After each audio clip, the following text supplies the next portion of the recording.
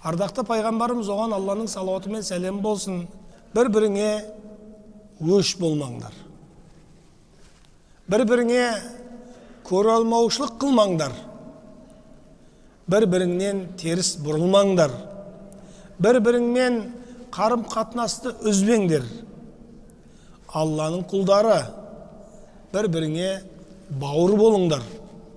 Мұсылманға бауырын 3 күннен артық уақытқа тастап кетуіне болмайды деп өсиет айтады. Ренжіскен адам 3 күннен артық ренжісіп жүрмеу керектігін пайғамбарымыз хадисінде осылай сізбен бізге жеткізеді. Адамдар жақындарымен қарым-қатынаста мынандай 3 түрлі болады екен, қадірлі жамағат.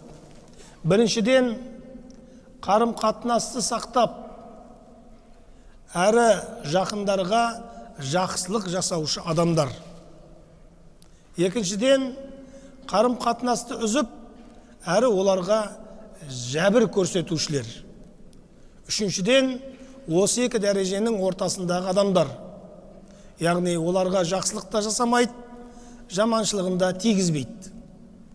Осылардың ішінде мұсылман адам бірінші санаттағы, яғни туыстық қатынасты сақтаушылардан болып, екінші мен үшінші санаттардан болудан сақтануы қажет мұсылман адам. Адам баласы көпшіл болып, жақын жандар, дос-жаран, туыстар, көршілер мен әркез қарым-қатынасты үзбей, қуанышына ортақтасып, қиындыққа тап болса жәрдемдесе білуі қажет.